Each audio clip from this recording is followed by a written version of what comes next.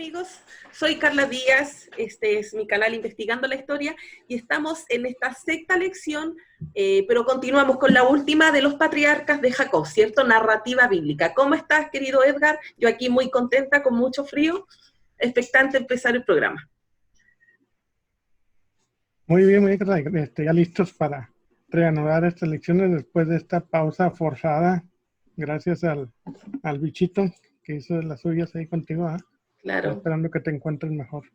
Así es, resucité. Así que le damos con esta última parte de la narrativa bíblica que va a ser el patriarca Jacob, ¿cierto? Sí, así es. En esta lección vamos a considerar el último de los tres grandes patriarcas, Jacob, y vamos a analizar la historia y algunas cuestiones muy interesantes que derivan de ahí. Bueno, entonces, vamos a empezar. Terminamos con la lección anterior cuando en el episodio en donde Isaac conoce a su esposa o a su futura esposa Rebeca, y dice que el versículo ahí en el versículo 67 de Génesis 24, donde dice que la trajo a la tienda de su madre Sara, la amó y se consoló Isaac después de la muerte de su madre, ¿verdad? Bueno, Isaac, entonces sabemos que ahora con su esposa ya continuó con la descendencia, con el linaje de los patriarcas, pero Rebeca, de la misma manera que las otras matriarcas anteriores, Rebeca también es estéril. Y esto ya a la luz de lo que habíamos visto en los programas anteriores y continuando con la teoría de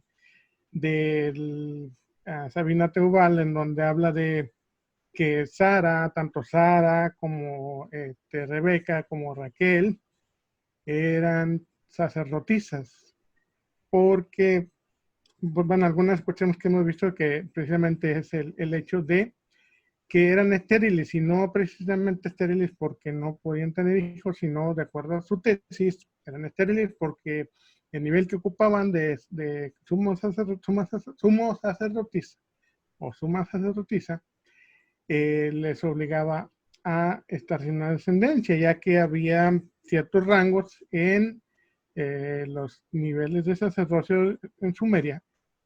Había algunas que podían tener hijos, mientras otras que no se les estaba permitido tener hijos. Entonces, sea cual sea la razón, encontramos que al igual que Sara, Rebeca es estéril. Isaac le suplica a Yahvé por un hijo y le concede esto, ¿verdad? Rebeca se embaraza con, en este caso, con gemelos. Un hijo de ellos es Esaú, quien es el mayor, que se considera padre de los edomitas, y el más joven, que es Jacob, que se considera padre de los israelitas. Ahora, bueno, ya de entrada aquí entendemos de que la parte simbólica, o al menos lo que se nos trata de ilustrar en este mito fundacional, tomándolo como un mito fundacional, no como algo histórico, es precisamente la explicación de dónde salen estos dos pueblos, los edomitas y los de la tierra de Judá, o los israelitas más propiamente dicho. Entonces, este mito tiene como propósito explicar el origen de estas dos naciones, y vemos que a la luz de la historia podemos ejemplificar los eventos que suceden tanto en la historia de los patriarcas de Esaú con Jacob, como son hermanos, son gemelos, pero se distancian y hay una ruptura ahí entre ellos a lo largo de la trama. Pero también en la parte histórica tenemos la misma proyección que existe en la tribu de Esaú, en la tribu de los edomitas con la tribu de los israelitas, ¿no? Que eran pueblos como hermanos, y de igual manera hay un distanciamiento. Entonces Dios o Yahvé se levanta contra Edom y los edomitas son arrasados, ¿no? Y luego de ahí emigra la deidad de edomita, Yahvé, hacia la parte sur, que es los israelitas o la tribu de Judá, y se establece como una deidad ya propia de los israelitas, ¿no? Esa es la intención de esta historia por la parte etiológica. Analizando la historia propiamente, sabemos que Jacob es el patriarca de los tres, tanto de Abraham y Isaac. Este Jacob es el más desarrollado en cuanto a la parte literaria, el más colorido, el más complejo.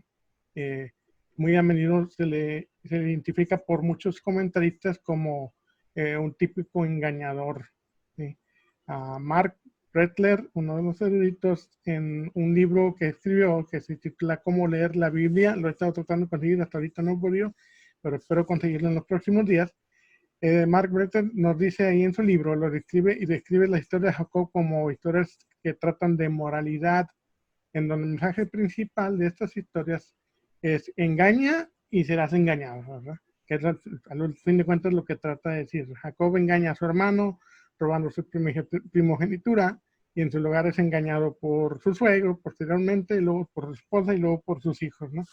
Entonces, el lector se pregunta cuánto de este engaño es realmente necesario. Bueno, después de todo, Rebeca no tiene un embarazo fácil, según la historia, dice que tenía mucho dolor y tenía complicaciones en su transcurso de embarazo, de tal manera que se sentía morir y va y consulta a Yahvé, y Yahvé le dice que los gemelos que están peleando en su vientre y se estrujan en su vientre, significa o se van a convertir en dos naciones, en donde el mayor servirá al menor.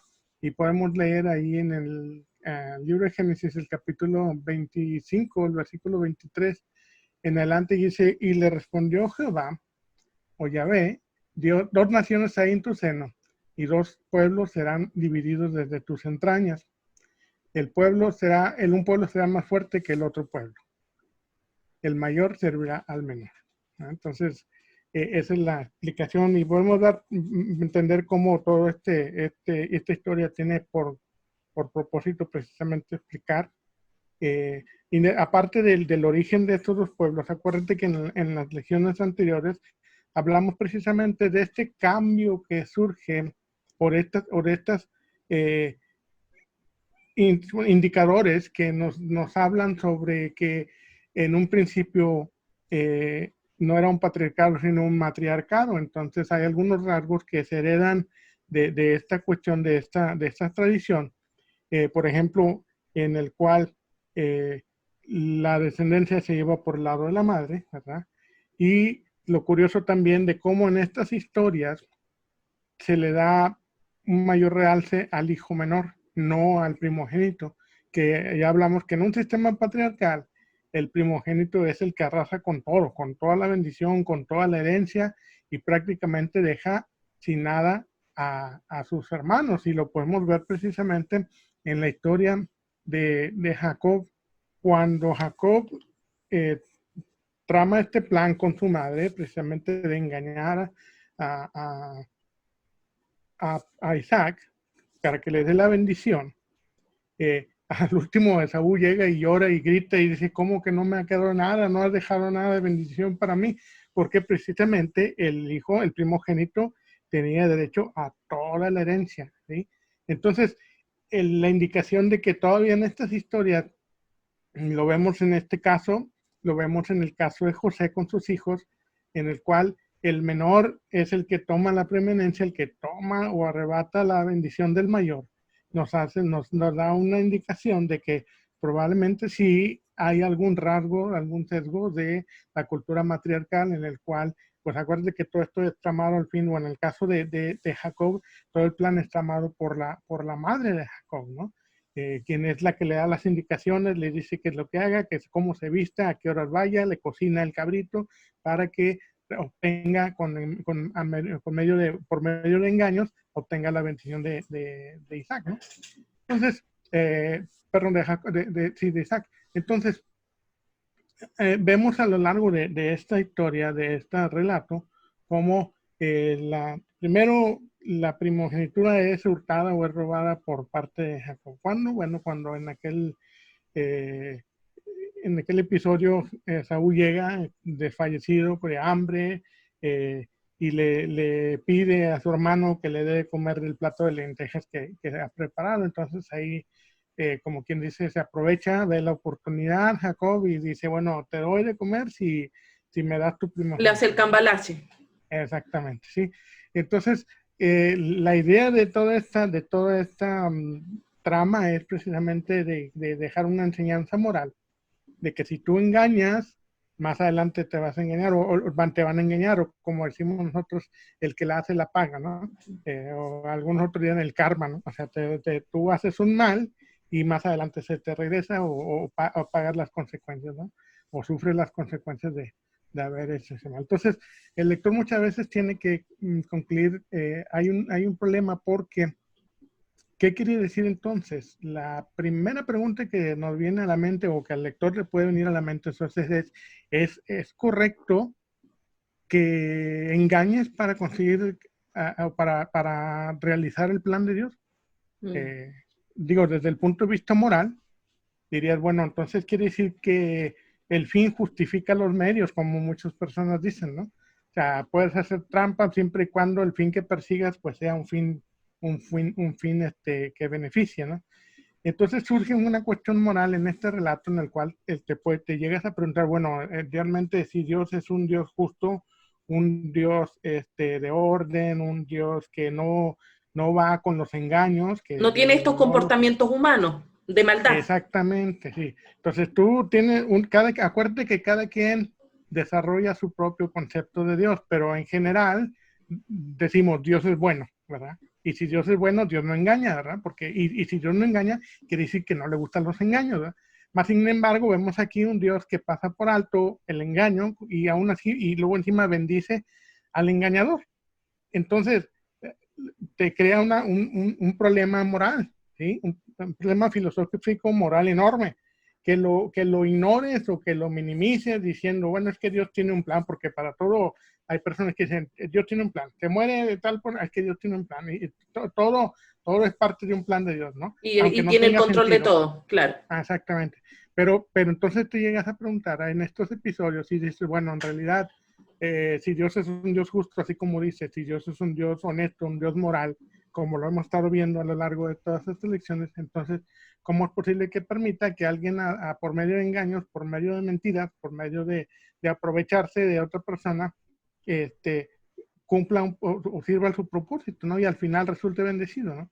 Y luego podemos entender, no, es que bueno, sí, es que Dios así lo previó, pero a lo largo de todas las historias te generan esas dudas sobre la moralidad de Dios. Igual que, por ejemplo, lo que vimos anteriormente, bueno, pero lo que se ve después, lo que se verá después, estaba pensando en el arcano, pero no, lo que se verá después en Egipto, cuando Dios manda a Moisés y le dice a Faraón que lo deje. Entonces, al Faraón le llueve con las plagas de Egipto, ¿no? Y le dije, no, es que Dios está castigando la dureza del corazón de Faraón. Sí, pero la misma Biblia dice que Dios es que endurecía el corazón de Faraón, ¿verdad? O sea, como quien dice, yo hago que él lo endurezca para castigarlo más duro y más fuerte, y al último mato a todos sus primogénitos. Entonces, te preguntas, tú dices, bueno, ¿qué ¿cómo puedes respaldar moralmente la historia de los primogénitos? ¿Cómo la puedes justificar?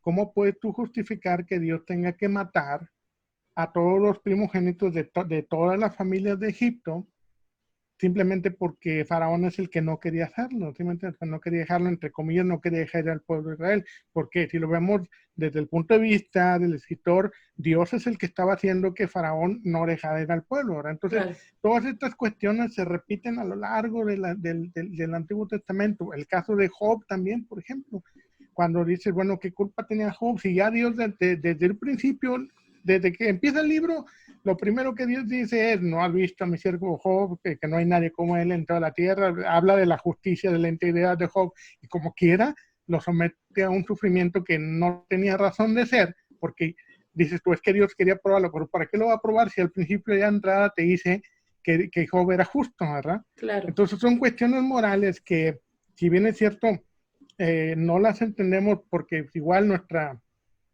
comprensión, nuestra postulación de la moralidad no es exactamente igual que la que existía cuando se escriben En esos historias, tiempos. pero, pero resulta difícil porque te la quieren aplicar como la Biblia como un libro de lo que te dicen comúnmente, que la Biblia es el libro de fe y conducta moral que debes de seguir, ¿verdad?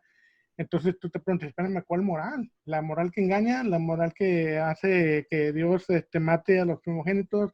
¿La moral que permite que vayan y maten a todos los amalecitas, a todo el pueblo, mujeres, hombres, niños y demás, ¿verdad? Y bestias y todo? Entonces, hay, en todas las historias del Antiguo Testamento, sí hay cierta conflicto moral, ¿sí? Que nos resulta difícil de asimilar hoy en día, ¿no? Y esta historia no es la excepción, porque tú ves la trama, el desarrollo, y dices, no, pues es que Saúl se lo merecía, pero pues ¿en dónde dice que Saúl se lo merecía? Solo por su carácter, solo por su personalidad. Pues igual hay diferentes personalidades y aún así te enseñan que Dios ama a todo el mundo, ¿no? Entonces, la teología, ahora entramos en la teología contemporánea, trata de darle cierto sentido a estas historias y más que nada de hacer que cuadren bajo el concepto y la definición de un Dios de amor.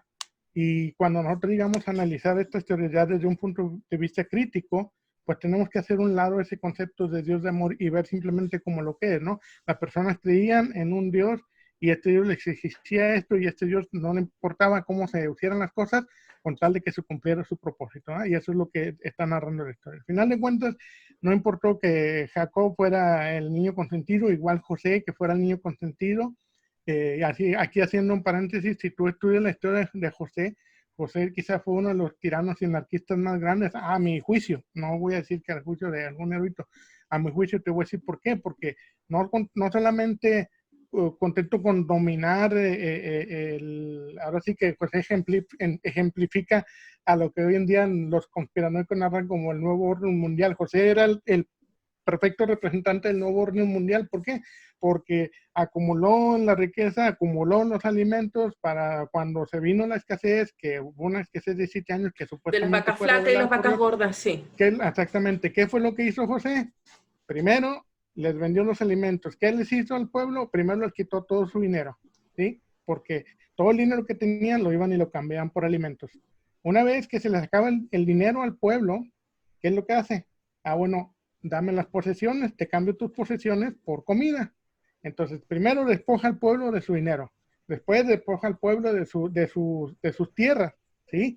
Y por último, ¿qué hace? Ya cuando no tenían, inclusive con ganado, vacas, todo lo que podían tener aún en la época de escasez, todo lo intercambiaron por comida. Ya cuando no había, ¿qué fue lo que terminó haciendo Moisés? Hace esclavo al pueblo según él, para enriquecer más a Faraón. Entonces, te fijas lo que hizo José, perdón, supuestamente guiado o ungido o como le quieres decir, favorecido por Dios, que tenía sueños que le relaban y mediante el control que tenía, el poder que tenía él, despoja al pueblo de su dinero, despoja al pueblo de las tierras y despoja al pueblo de su propia vida. ¿Por qué? Porque al último llegan los habitantes de Egipto y dicen, bueno, ya no tenemos dinero, ya no tenemos tierras, pues nosotros mismos nos damos a Faraón, nos vendemos a Faraón así como esclavos con tal de comer. Entonces, ver la historia desde esa óptica, no desde una óptica de que, José fue pobrecito, maltratado, pero Dios lo puso en alto y Dios le dio riquezas. Pues sí, pero ¿qué hizo con ese cargo? Hizo miserable a todo el pueblo de Egipto, ¿no? A toda la nación de Egipto.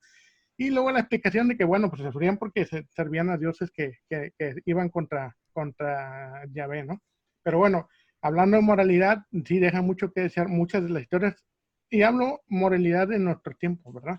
Porque la moralidad es subjetiva, es relativa, cambia con a través de la historia. Pero eso es lo que trato de ilustrar para que la gente entienda o para que aquellos que estudian la escritura entiendan que no se puede tomar la Biblia como un libro de reglas para hoy en día, porque si lo hacemos, nos estamos ahorcando solitos, porque estamos aceptando que muchas de las cosas que están escritas ahí, que pueden tener una connotación no moral o inmoral, ya no digamos más, sino inmoral para nuestros días, las estamos aceptando como válidas. Entonces, esa pregunta, volvemos a esa pregunta, entonces no importa que seas engañador, no importa que robes, no importa que eches mentiras, como quiera el último Dios te va a decir y ya Dios te transforma y te hace una persona nueva y ahora eres el que pelea con Dios y venció, ¿verdad? Eso es lo que nos tenemos que preguntar, ¿verdad? Ahora, quizás debemos de concluir que algunos estudiosos como Sarna, en este caso, del cual hemos estado hablando en estas lecciones, él dice que el que Jacob tenga la primogenitura ya había sido predeterminado. O sea, vemos el otro lado de que la predeterminación de parte de Dios, ¿no? O sea, aquel que está destinado o predestinado desde antes para ser bueno va a ser bueno, y el que está predestinado para ser malo va a ser malo. Entonces, olvídate, lo que hagas tú no tiene carece de importancia, porque al último, si ya Dios determinó que tú vas a ser bueno, pues vas a ser bueno. Si ya Dios Eso es lo que sale determinó, explicado en Romanos. exactamente. Y es algo que a mi juicio pues carece de toda lógica, ¿no? Porque entonces, pues, ¿para qué me preocupo? Ni siquiera, ya digamos, ¿para qué me preocupa el lado espiritual? Si como quiera, si Dios me destinó para ser salvo, como lo pone Romanos, entonces, ¿cuál es el problema? Voy a vivir una vida como sea, al fin de cuentas ya Dios me predeterminó. Y si me predeterminó para perdición, pues entonces ¿de qué sirve que me esté yo tratando ahora sí, de ganar el cielo, o de estar viviendo una vida que agrade a Dios, y al último ya fui predeterminado para perdición, ¿verdad? Entonces, son cuestiones teológicas que, híjole, encuentran muchos problemas, y vaya, no quiere decir que no tengan solución, pero muchas de las soluciones que se le asignan son demasiado rebuscadas y a conveniencia. ¿Por qué digo conveniencia? Porque cuando conviene, para los teólogos la Biblia tiene que ser interpretada literalmente, y cuando no conviene tiene que ser interpretada como una metáfora o como de manera simbólica, ¿verdad? Entonces, pues ahí hay algo que no cuadra, ¿no? Obviamente, cuando uno quiere ver las cosas, como dice, yo veo a Dios de esta manera, entonces yo trato de hacer que el texto me haga ver a Dios de esa manera. Entonces, esa es otra de las importancias de por qué ver el texto como algo literario nada más, para entender, ok, yo por eso les digo, esta línea de pensamiento indica esta cosa, pero existe otra línea de pensamiento, como vamos a ver más adelante, cuando Jacob pelea con el ángel, que no es un ángel, también lo vamos a ver. Hay diferentes líneas de pensamiento que tratan de explicar qué significa eso, ¿verdad? Entonces, para Sarna, esta primogenitura, el que Jacob la tuviera, ya era algo que estaba determinado de parte de Dios, y no tenía nada que ver con la personalidad de Jacob, ¿sí? De igual manera, entonces quizás los esfuerzos de Jacob indican simplemente su personalidad narcisista y engañosa, ¿no? Entonces, primero, ¿qué es lo que hace? Aprovecha que Saúl llega con hambre para cambiarle en plato de lentejas por su primo, se la roba. Y en la siguiente ocasión, él y Rebeca, él y su madre, planean cómo engañar a Isaac para robar la bendición. Y acuérdate que estaba... Claro, Esaú era peludito y Jacob era bien lampiño. Exacto, entonces ahí vemos que había lo que dicen los términos que utilizan en las investigaciones policiales, que fue un crimen con premeditación, alevosía y ventaja, ¿no? O sea, fue ya algo que estuvo planeado, la estuvo bien analizado, y le dijo la madre, tienes que ponerte el vello o la piel de la cabra, porque tú eres lampiño y tu hermano es velludo, para que engañes a tu padre, que es casi ciego, que no puede ver, y te toque, entonces te lo vas a engañar. Y no te preocupes porque Yahvé va a mirar, pero no va a decir nada. Ándale, sí. Sí, haz de cuenta. Entonces tú dices, bueno, ¿y dónde estaba Dios viendo eso? ¿Qué hace Dios cuando ve esas cosas, no? Si vamos más allá y tratamos de profundizar en el aspecto moral de esa historia, de esa parte de la historia, pues nos surgen miles de preguntas, ¿no? O sea, ¿por qué Dios lo permite? ¿Por qué Dios permite el mal? ¿Por qué Dios permite? Y luego llegas a la pregunta, al dilema de Epicuro, ¿no? Cuando dices, si Dios es todo por eso, pero no quiere evitar el mal, entonces Dios es malo, ¿ah? Si Dios es todopoderoso o no, o Dios quiere evitar el mal, pero no puede, entonces no es todopoderoso, ¿verdad? Entonces, Dios quiere evitar el mal y no puede y no le importa, entonces ¿para qué lo llamamos Dios, no? Entonces, son cuestiones que te llevan por una u otra parte a callejones sin salida, que la teología, te digo, por medios rebuscados y malabares que hacen, tratan de explicar y justificar todas las cosas para decir que Dios es bueno, ¿no? Y sin embargo, vemos claramente que en realidad a lo mejor Dios no tiene nada que ver con estas historias, ¿no?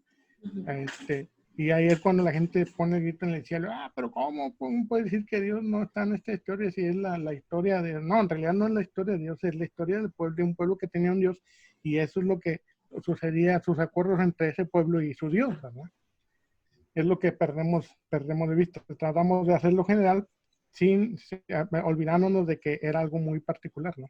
Bueno, Claro. entonces ya vimos, Jacob planea con su madre engañar a su padre para así robar la primogenitura. Entonces, desde el vientre, ya nos dice la historia de que desde el vientre el narrador nos pinta una imagen de Jacob eh, que es un tanto aferrado, desleal y un gran contraste con su abuelo Abraham, quien sin conocer los planes de Yahvé le sigue desde su casa hasta una tierra que no conocía. Bueno, el trato de Jacob hacia Esaú se crea en una enemistad, ¿no?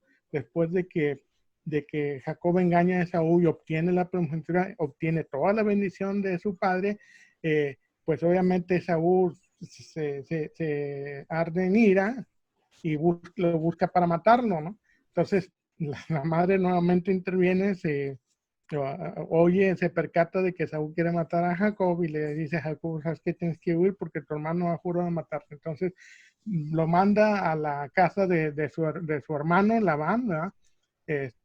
Allá al este de Arán, en Mesopotamia, regresa a Mesopotamia, donde salieron, en donde vive Labán. Y ahí cuando va en ese viaje, Jacob tiene un encuentro con Yahvé en un lugar que se llama Luz. Cuando Jacob se acuesta a dormir, a descansar con su cabeza en una piedra, tiene un sueño en el cual ve una escalera y por esa escalera que está desde el cielo, desde la tierra hasta el cielo, por esa escalera bajan y suben ángeles, ¿verdad?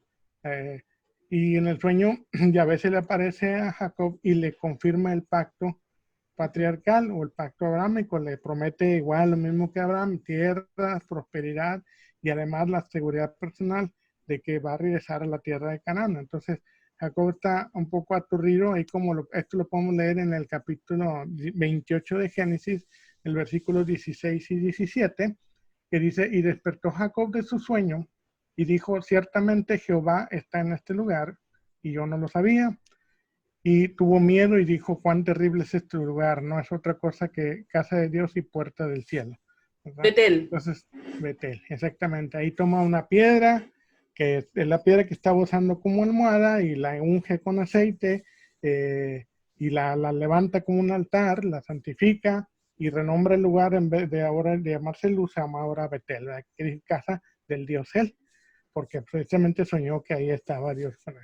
Y aquí es donde entramos de nuevo en la pleito de, bueno, le habla Yahvé, pero sin embargo se dirige al Dios él. Tenemos que entender, ¿verdad?, de que él era el predominante en este punto, era el predominante, la deidad predominante ugarítica, cananita, semítica, sí, en esta región. Y no podemos descartar que posteriormente, cuando revisan las fuentes y tratan de insertar el nombre de Yahvé en todos lados para poder dar de preeminencia, ¿no? Entonces, sin embargo, los nombres permanecen y la está dedicando al Dios él, no la dedica al Dios Yahvé, sino que la dedica al Dios él. Entonces, aún con todo esto es significativo que con esta visión que ha tenido Jacob, aún se resiste a confiar en Yahvé y la promesa, porque hace un voto. ¿Cómo sabemos que se resiste? Porque hace un voto, lo que se llama un voto condicional. No es como el voto que hizo Abraham con Yahvé, sino que Jacob le pone condiciones a Dios.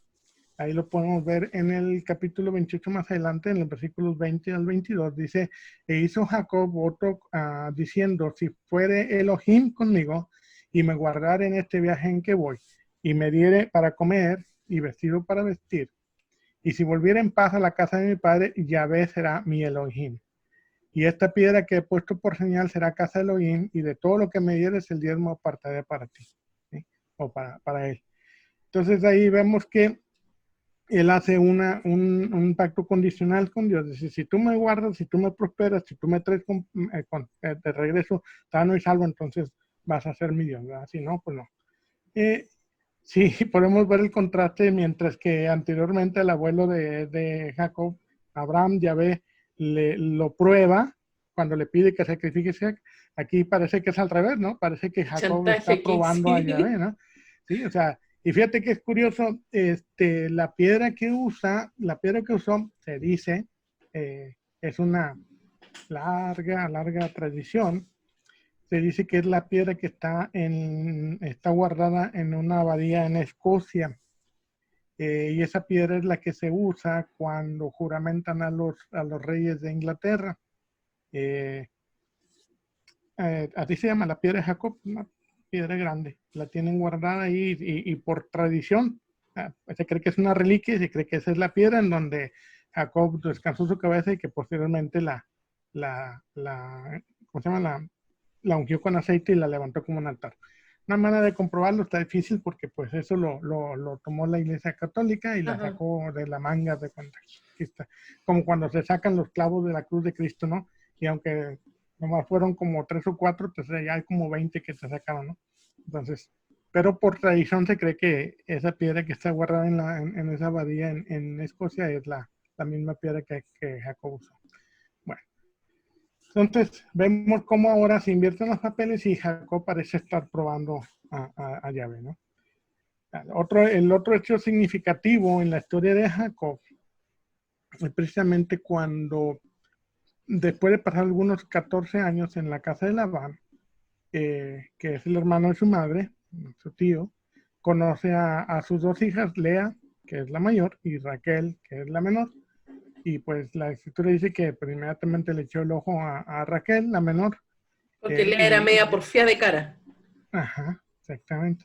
Y bueno, en gusto se rompe en género, ¿no? Pero a él le gustó Raquel y no dice que Lea fuera fea, pero me imagino que no le gustaba tanto que se sorprendió, ¿no? En la noche de bodas o después de la noche de bodas cuando se encuentra que él acepta servir 7 años a Labán por Raquel, y después de servir los 7 años se celebra la boda, más sin embargo Labán lo engaña y en vez de darle a Raquel le da a Lea, y él cuando despierta el día siguiente se da cuenta que la que está durmiendo con él no es Raquel sino Lea, y va y le reclama a Labán, y es como es posible que me hace esto.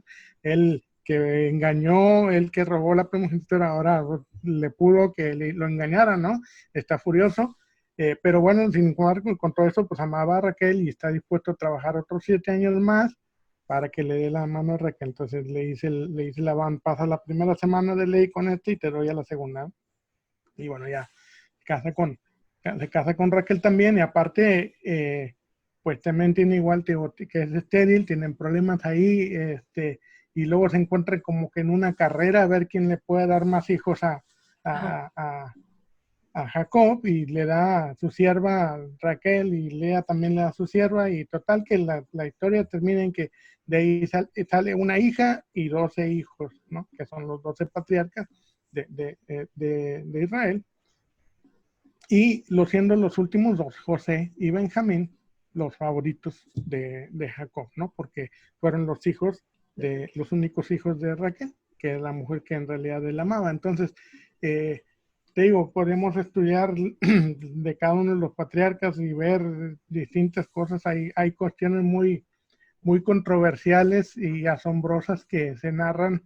Precisamente el libro de Jacer, que ahí lo incluimos en la lección pasada, te habla de algunas características sobrenaturales de los patriarcas, ¿no? Y recordamos que Jacer no es un libro que está en el canon para empezar, ni tampoco el libro que tenemos ahora quiere decir que sea el mismo que está haciendo referencia en Samuel, ¿no? Se cree que este libro es más de la época medieval, pero llama la atención de cómo pone algunas características, por ejemplo, el de Judá. Dice que el rugido de Judá era más poderoso que el de un león, y simplemente con su grito hacía que las personas se desmayaran. Y yo cuando lo leí hace años, fíjate, yo leí ese libro hace como unos 3, 4 años más o menos, o más, 4 o 5 años leí ese libro. Y cuando lo leí, yo dije, de aquí sacaron a los superhéroes. Y no andaba tan mal, porque si tú te fijas, la historia de la historia del superhéroe, por ejemplo, en el caso de Superman, es hecho por judíos. Entonces, casi todos los historias superiores tienen que ver, tienen un trasfondo de alguien que tomó de algún lado estas características. Entonces, por ejemplo, de Neftalí dice que el libro de Géser dice que era tan veloz para correr que podía correr sobre las espigas del trigal sin que se doblaran, o sea, haz de cuenta Flash, ¿sí? Entonces, ¿tú qué ves de Flash? Que Flash es tan rápido que puede desplazarse muy, muy velozmente, ¿verdad? Bueno, ese tal vez tenga su trasfondo en la historia de Neftalí, en el libro de Géser, que dice que podía correr tan rápido que podía correr sobre las ramitas de los trigos y no se doblaban porque corría muy veloz, ¿no? Entonces, a cada uno de los patriarcas les asigna características sobrenaturales, ¿sí? De inverosímiles, así tipo de héroe, ¿no? De superhéroes. Entonces, ahí lo tienen, si lo quieren leer, pueden llegar ahí y leer las historias de los patriarcas. Y digo, no es, al último viene siendo otra fábula, tal y como estamos considerando esta historia, que es un relato literario no histórico, y puede servir para complementar algunas cosas, ¿no? Entonces terminamos con que tenemos los 12 patriarcas y de ahí. Entonces, pero sin embargo, ahora tiene que regresar, ya cuando termina de servir a Labán todos estos años, ya no se siente a gusto porque le explica sus razones, ¿verdad? Que le ha cambiado el sueldo muchas veces, sin embargo, él también le ha engañado obteniendo las cabras, ¿no? Cómo hace que las cabras parieran de manchas, ¿verdad? Porque les ponían las marias pintadas y según él así parían, ¿no? Bueno, el caso es que Jacob se cansa de estar ahí con su pariente y con su tío y le dice, es que yo tomo mis cosas y me voy, me regreso a Canaán.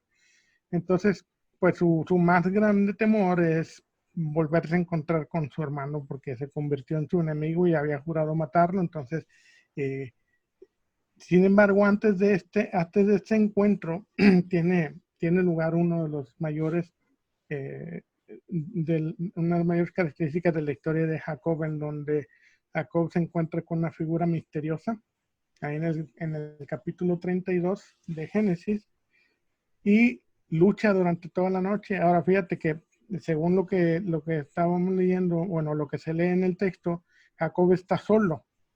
¿Por qué? Porque durante todos los días, días previos antes de este episodio, manda a sus siervos, manda regalos a su hermano para tratar de suavizarlo, ¿no? Para decir a ver si se le bajó ya el nudo. Le manda cabras, le manda pieles, le manda todo lo que tenía. Y luego el último dice que manda a su esposa, a sus esposas, manda a sus hijos adelante y él se queda solo del otro lado del río Jaboc. Ahora, este nombre es importante y vamos a ver por qué. En todos los relatos, a lo largo de toda la escritura del Antiguo Testamento, se encuentran lo que llamamos juegos de palabras, o en inglés se llama pun word, que significa precisamente un juego de palabras eh, no sé la traducción en español, pero exactamente, directamente como lo que venía haciendo, no sé si querían decir algún albur o algo así, ¿verdad? Que las palabras tienen un sentido porque se parecen y quieren decir una cosa con la otra, no tienen un significado solamente en ese idioma, ¿sí? Y lamentablemente cuando no leemos la Biblia en el idioma original o en el hebreo bíblico, pues nos perdemos de estos significados y no entendemos muchas de las cuestiones de lo que realmente el escritor quiere decir a través de esto. Entonces, vamos a ver algunas cosas que ocurren y cómo tiene su relación con estos juegos de palabra. Ahora, fíjate, una cosa interesante es, a lo largo de estas historias, cada una de estas historias de Jacob tienen su midrash, ¿no? Sabemos que los midrash son como que, o los midrashim son un intento de explicar o de dar o conocer más a fondo el por qué se da una situación en una narrativa bíblica. Entonces, de todo vas a encontrar tú midrashim que tratan de explicar cada cosa, ¿sí? ¿Por qué, por ejemplo, por qué Jacob estaba solo? Algún midrash que dice que ya había cruzado el río Jaboc, pero se le olvidaron unos jarritos y se regresó. Y dice, bueno, ¿por qué se regresó? Si dieron unas cosas materiales. Y luego ya habla otro rabino tratando de explicar, no, es que el jarrito que se le olvidó tenía el aceite con el que ungió la piedra en la que se acostó, y luego ese aceite iba a ser usado más adelante en no sé qué otra cosa. Entonces, son cuestiones que los rabinos, los sabios, los exégetas judíos escriben para tratar de explicar o para tratar de llenar. Acuérdate también que la vez pasada vimos que en todas estas historias hay muchos huecos narrativos, hay muchas cosas que no se explican.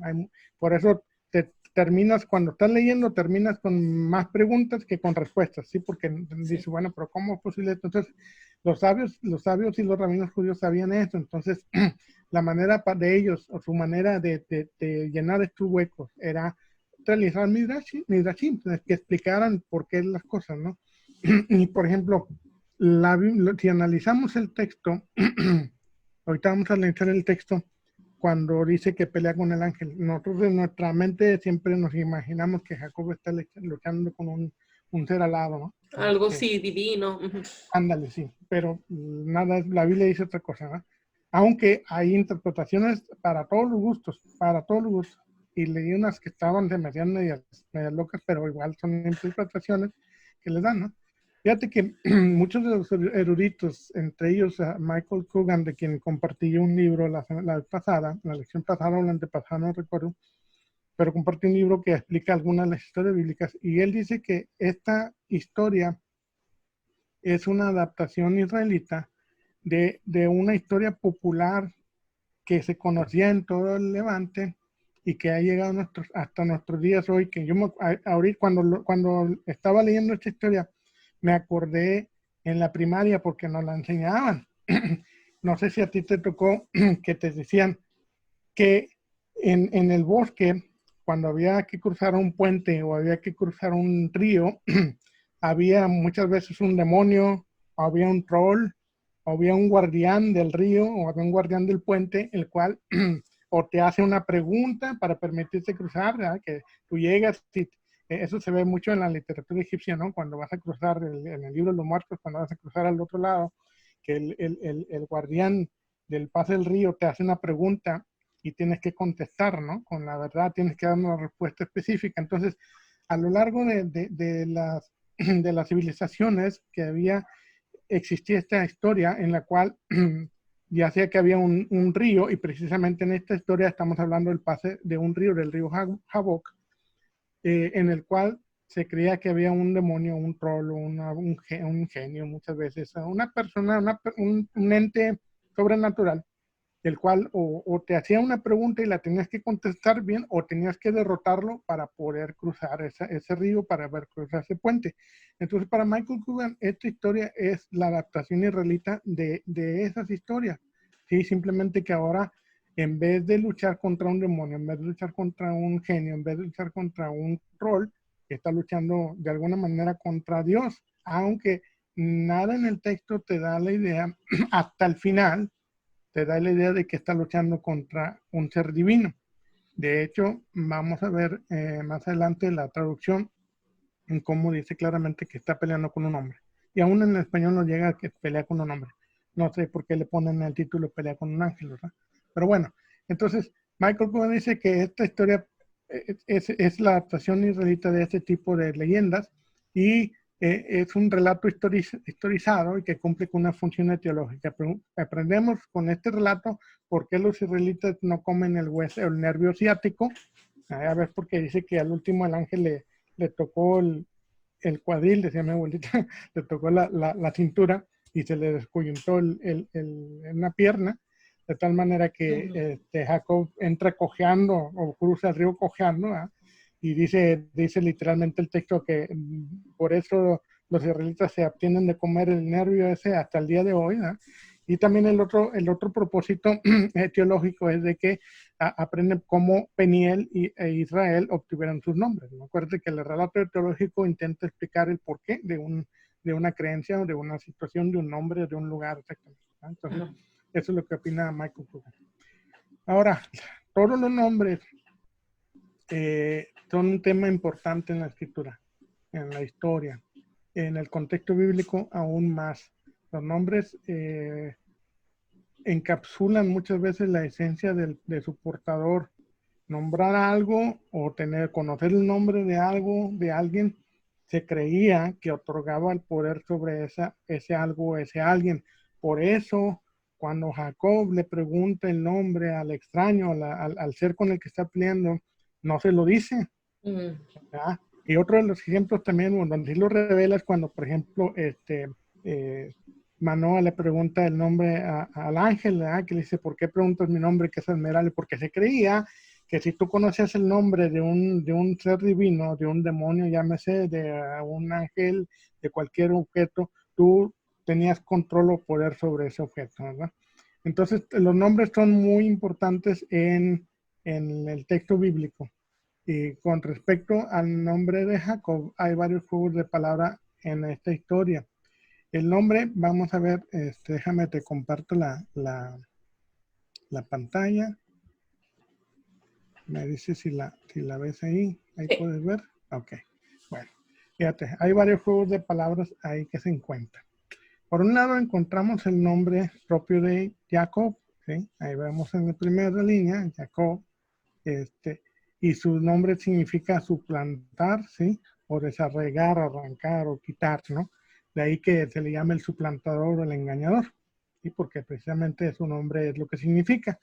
Pero hay un juego de palabras que se usa con Jacob, con Akeb, ¿sí? Porque es la misma raíz, si te fijas, la Ayin, la Kof, la Bet, ¿sí? Entonces, acuérdate que en el lenguaje hebreo las palabras tienen una raíz que generalmente es de 3 letras y 3 consonantes. Y es por eso que es tan difícil interpretarlo, vaya, o más bien no tan difícil, que lo voy a poner de la otra forma. Es tan fácil darle cualquier interpretación o múltiples interpretaciones porque tú varíale una vocal o agrégale otra consonante y ya significa algo totalmente distinto. Entonces, la manera en la que se hace es estudiar las raíces, ¿sí? Cuando una palabra tiene la misma raíz que otra, hay una intención detrás en el escritor para haber usado esa palabra, ¿sí? Entonces vemos que, por ejemplo, en el nombre de Jacob, ¿sí? Con la historia, acuérdate que en la historia de su nacimiento, el escritor dice que cuando nace Esaú primero, inmediatamente cuando sacan a Esaú del vientre de Raquel, sale Jacob agarrando el talón de Esaú. Entonces hay un juego de palabras cuando usa Jacob con Akeb, ¿sí? O sea, hace el juego de palabras del nombre de Jacob con el talón o protuberancia, que significa, ¿sí? Entonces vemos que hay una relación directa, o sea, que nos habla de que estaba ya desde el vientre luchando con su hermano por salir primero, o sea, la explicación que da el escritor es que desde el vientre ya había esa naturaleza de Jacob de suplantar, de tratar de ganar, de tratar de salir primero, y se valió usando el talón de su hermano, y ahí emplea ese juego de palabras entre su nombre y el talón, ¿verdad?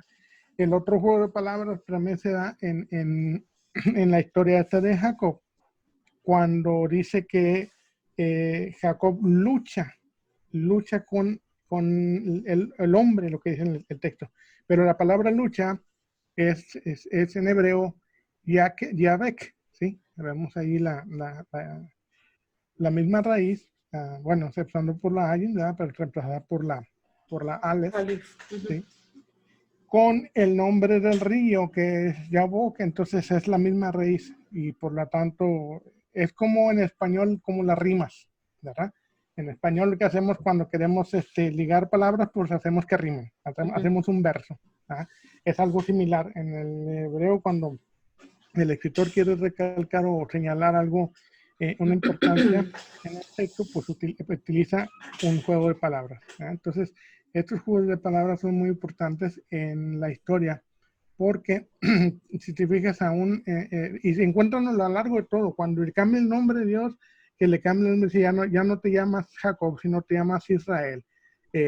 Tiene ahí la base con Sara, con el nombre de Sara, Tiene muchos, bueno, hay muchos que encuentran cosas donde no las hay, ¿no? Algunos que dicen Ish, el hombre también, y la famosa interpretación que le quieren dar, ¿no? De que Israel significa el hombre, el dios Ra y el dios él, ¿no? O sea, que no viene al caso, pero por eso digo que es muy fácil que en este idioma encuentren múltiples significados porque las palabras básicamente son 3 consonantes y cualquier cambio o con otra consonante adicional o otra vocal adicional te da un significado totalmente En una diferente. base triconsonantal, la Exactamente. raíz. Claro, le van Sí. añadiendo prefijos y sufijos y van formando diferentes palabras. Y fíjate que hasta el día de hoy tenemos algunos detalles en los cuales los eruditos, los especialistas en este tema, intentan demostrar que en alguna, por ejemplo, en algunos versículos, las palabras están mal traducidas o mal empleadas. No mal traducidas porque no traducidas, sino que acuérdate que los masoretas fueron los que añadieron las vocales. Entonces, al final de cuentas, dependemos de la interpretación que le querían dar los masoretas, ¿no? Pero cuando vas más allá y tratas ok, aquí dices, en este versículo esta palabra no tiene mucho sentido, no hace mucho sentido, entonces quizás en vez de tener esta vocal tiene esta otra y ya te cambia el sentido completo de la frase, porque se da el caso en que cambiando una simple vocal te cambia toda la frase completa. Entonces dices, ok, aquí los masoretas cometieron un error al poner esta vocal o asignar esta vocal. Entonces te da cuestión a que, te da pie a que puedas tratar de cambiar o de reinterpretar, ¿no? Lo que está ya escrito. Entonces, estas son una de las consideraciones que se tienen que tener cuando uno quiere leer el texto desde el idioma o desde en que fue escrito, ¿no? El texto, la lengua en la que fue escrito. Entonces, bueno, regresando a lo que estamos hablando. Entonces, vemos que las raíces hacen este juego de palabras en la historia y tienden a señalar el carácter engañador de Jacob, el esfuerzo que hizo por suplantar a su hermano desde su nacimiento y continúa con ese esfuerzo a lo largo de su vida. Entonces, al último el escritor nos deja bien en claro que esta fue la razón por la que le dieron su nombre, porque cuando Esaú dice ahí en Génesis 27:36, bien llamaron su nombre Jacob porque ya me ha suplantado 2 veces, se apoderó de mi primogenitura y aquí que ahora ha tomado mi bendición. Entonces dejen claro que la intención del escritor de nombrar a Jacob era precisamente para decir que era una persona engañadora. Pero ahora, después de haber luchado contra este misterioso ser divino en el río Jaboc, que es otro juego de palabras que acabamos de ver, este mismo nombre Jacob ya ahora cambia y deja de ser un engañador, deja de ser un usurpador y ahora este ser divino lo renombra, ¿no? Porque dice que en el capítulo 32 dice que ya no se llamará tu nombre Jacob, sino Israel, que significa precisamente aquel que ha luchado con él. Y hay un montón de significados, ¿no? O sea, ese es uno de los aceptados.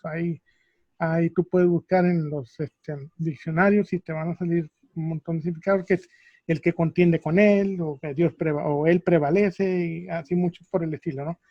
Dan la intención, al final de cuentas lo que se quiere dar, la intención que se quiere dar es de que el nombre que ahora ostenta Jacob, ahora al llamarse Israel, es alguien que ha sido transformado directamente por Dios, ¿no?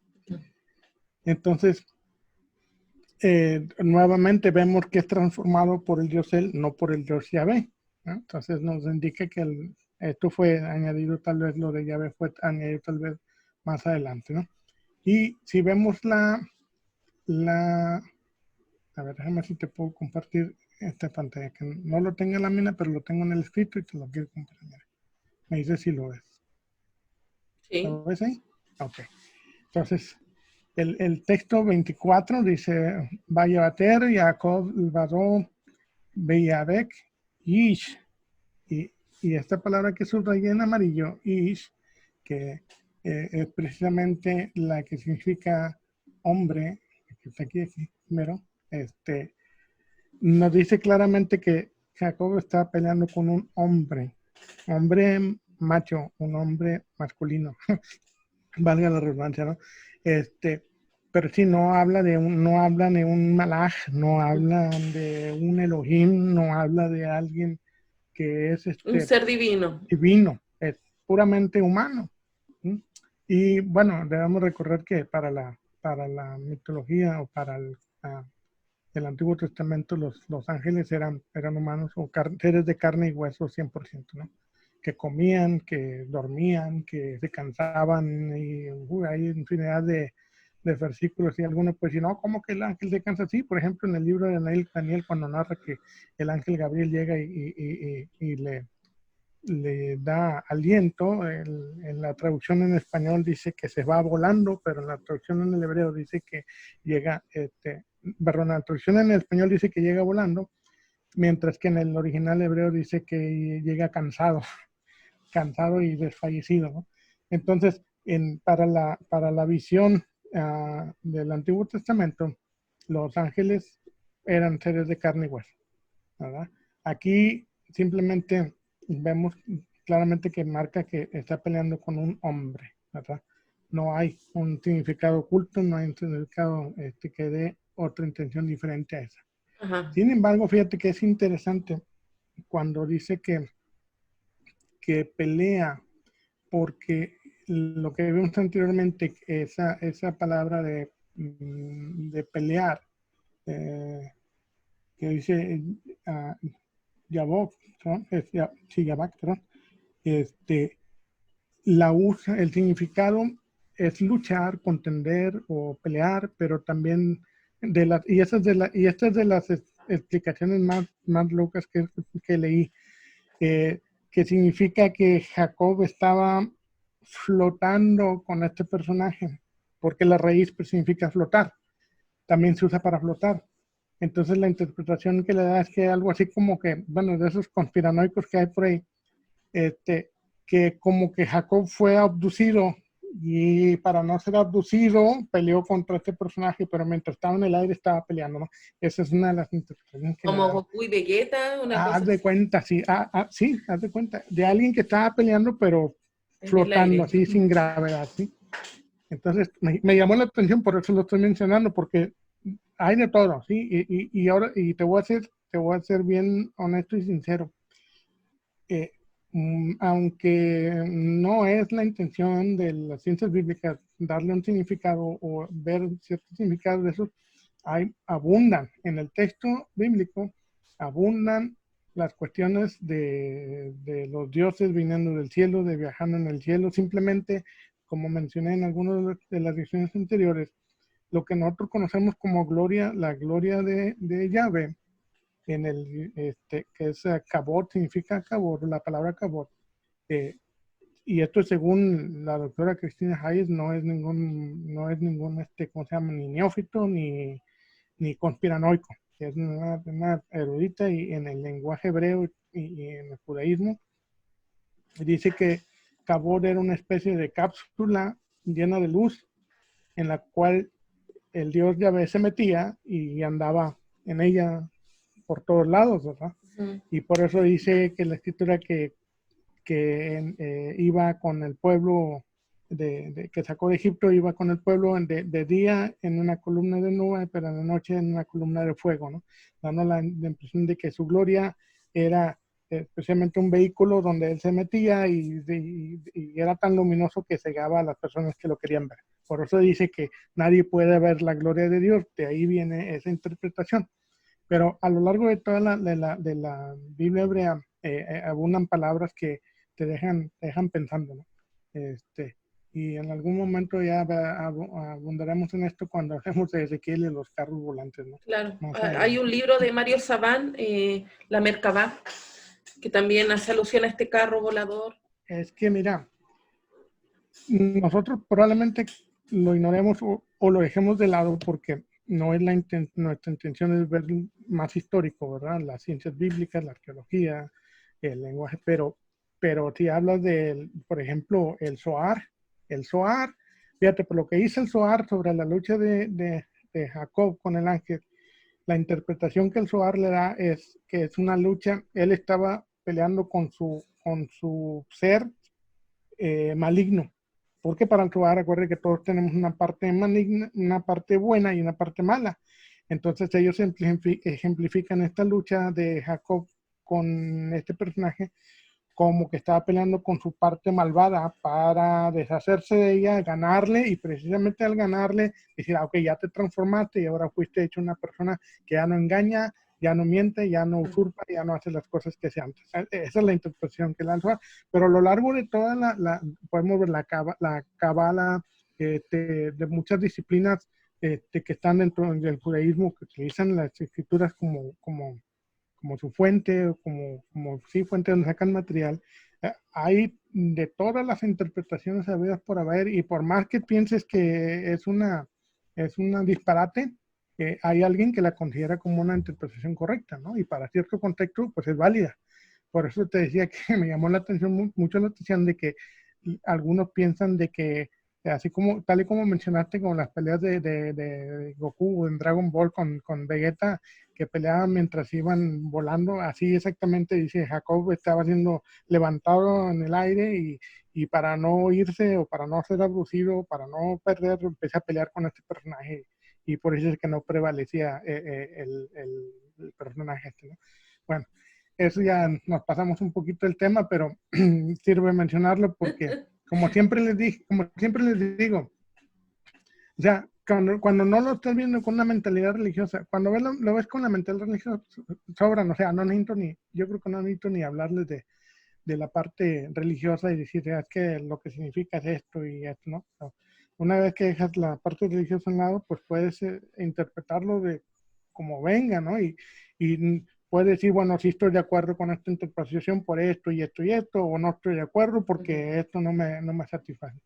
Pero una recomendación, no desechemos cualquier interpretación o cualquier postura sin antes entenderla, o sea, ponernos del lado del que está diciendo por qué lo dice, y dice, ah, ok, ya entendí por qué ve estas cosas así. A lo mejor no estoy de acuerdo, pero no lo estoy desechando, no tienes por qué desecharlo, no, tampoco tienes por qué aceptarlo, pero tampoco tienes por qué desecharlo. O sea, uno mismo se va enriqueciendo con esto, con todas las interpretaciones, y al último te formas la propia, ¿no? En base a todo lo que has estudiado. Dices, yo pienso por esta razón y esta razón, y lo que dice tal historiador, y lo que dice tal comentarista y tal, esta es mi versión, ¿verdad? Y es válido, ¿no? Pero se me hace más válido que simplemente decir, no, porque la Biblia es la palabra de Dios y no tiene errores. Ahí ya estás quitándole todo lo que pudiste aprender, ¿no? Entonces, es interesante ver todas las puntos de vista. Simplemente, si no estoy de acuerdo, bueno, no estoy de acuerdo, pero no puedo negar que ese es un punto de vista. Claro. No tengo por qué menospreciarlo, simplemente yo no estoy de acuerdo. Total, terminamos con la historia de Jacob, que dice que fue convertido ahora en un hombre nuevo, un hombre honesto, y lo vemos inmediatamente cómo se dirige, en la manera en que se dirige a su hermano Esaú cuando finalmente lo tiene enfrente, ¿no? Ahí en el capítulo 33, el versículo 10 y 11, le dijo Jacob, yo te ruego, si he hallado ahora gracia en tus ojos, acepta mi presente, mi ofrenda, porque he visto tu rostro tal como si hubiera visto el rostro de Dios, porque con tanto favor me ha recibido. Entonces, vemos ya el cambio de Jacob, de antes de haber sido engañador y de huir por no enfrentar a su hermano, ahora cómo se presenta con él de una manera humilde y le ruega que acepte sus presentes. Le dice el versículo 11, acepta, te ruego mi presente que te he traído porque Dios me ha hecho merced. O sea, Dios trató conmigo, y todo lo que hay aquí es mío, y lo pongo le insistió él, y Esaú lo tomó.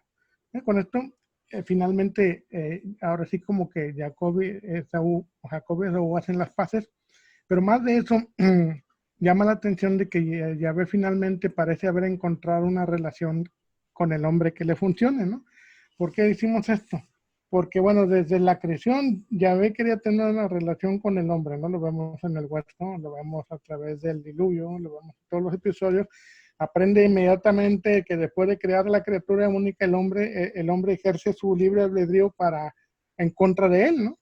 Pero Yahvé tiene que limitar, por ejemplo, la duración de la vida del hombre, porque si no, si lo deja que vive para siempre, entonces se arriesga a crear un enemigo casi igual a él, ¿no? Que se ponga tú por tú con él. Entonces, saca al hombre del huerto. Después, posteriormente, la humanidad se corrompe de tal manera que Yahvé los destruye, ¿no? Borra y comienza una nueva era, por decir, una nueva humanidad con Noé. Y en la segunda ocasión parece que otra vez se vuelve a corromper tanto. Entonces ya no se olvida, Dios se olvida de tratar con la humanidad generalmente y escoge tratar con un solo hombre, escoge a Abraham. Y al tratar con Abraham, pues trata con Abraham, posteriormente con Isaac y finalmente con Jacob, que es aparentemente en donde le funciona ya tener una relación, ahora sí que como de confianza, ¿no? ¿Por qué? Porque quizás nadie más había hecho lo que Abraham hizo con Yahvé cuando no le rehusó el sacrificio. Ya ves que le demanda a Abraham el sacrificio de Isaac. Y Abraham no se rehúsa, pero quizás, ¿verdad? Y esa es una evaluación desde fuera, quizás la fe ciega puede ser igual de destructiva que la obediencia, ¿no? Porque, pues imagínate, le pidió que hiciera algo contra naturaleza y va y lo hace, entonces, pues es destructivo de igual manera, ¿no? Entonces, la única relación Dios puede tener con los humanos es aquella en la que se alcance un balance, ¿sí? Metafóricamente un balance entre la independencia del hombre, es decir, su libre albedrío, y la obediencia ciega, ¿no? Y precisamente esto es lo que ilustra esta historia de la lucha de Jacob con Yahvé. Lo que ilustra esto es la lucha continua que los humanos se enfrascan día tras día en el querer hacer su voluntad contra la voluntad de Dios, ¿no? Entonces, por así que la explicación moral, pues es que cuando se dejan, prevalecen, se esfuerzan, en esa lucha el hombre se esfuerza en ganar esa lucha ya sea con su yo interior, con sus ámbitos pues negativos, ambos son cambiados y mediante ese encuentro, ¿no? Tanto por eso ilustra el cambio de nombre de Jacob, ¿no? De Jacob a Israel, que fue cambiado, transformado por Dios porque contendió contra Dios o peleó contra Dios. Entonces, al último, la explicación moral está en que esa lucha bien puede ejemplificar la lucha de todo hombre cuando trata de hacer su voluntad, lo que él quiere, contra lo que Dios quiere. Cuando se alcanza ese balance, se obtiene una relación llevada. Entonces, esta es la moral que nos deja esta historia de Jacob. Y digo, podríamos hablar de muchas otras cosas sobre el patriarca, pero pues nos va a tomar demasiado tiempo y ya tomamos 3 lecciones para este tema. Así que con esto pues damos por finalizar las historias de los patriarcas y para la próxima lección ya vamos a hablar de el pueblo de Israel y su Dios, ¿no? Del Éxodo, por ahí vamos a estar más adentrándonos un poco más, ¿no? Como hemos ido avanzando. Sí. Sí, bueno, y esperemos que podamos seguir contra viento y marea, claro, contra COVID, ya nos interponga. Contra terremotos, plagas. No, ya no digas, porque luego contra el polvo del Sahara, que ahora aquí en México llegó la polvadera del Sahara. Ya nomás estamos esperando a ver qué sale en julio, ¿no? ¿Conoceremos el 2021? Ya les decía que esto ya dejó de ser quédate en tu casa para ver si sálvese quien pueda. Sí. Pero bueno, ahí los amigos que nos puedan contar a través de los comentarios cómo están sobrellevando toda esta situación, porque como es a nivel mundial, cada país tiene su drama. Así es. Pero bueno, qué bueno que hemos podido terminar aquí y ya para la siguiente, bueno, ya nos vamos a avanzar conforme al siguiente libro, al Éxodo, ¿no? Qué entrete. Entonces nos vemos en la lección 7. Así es, aquí estaremos. Gracias por todo, Edgar. Saludo a los amigos de su casa. Así es.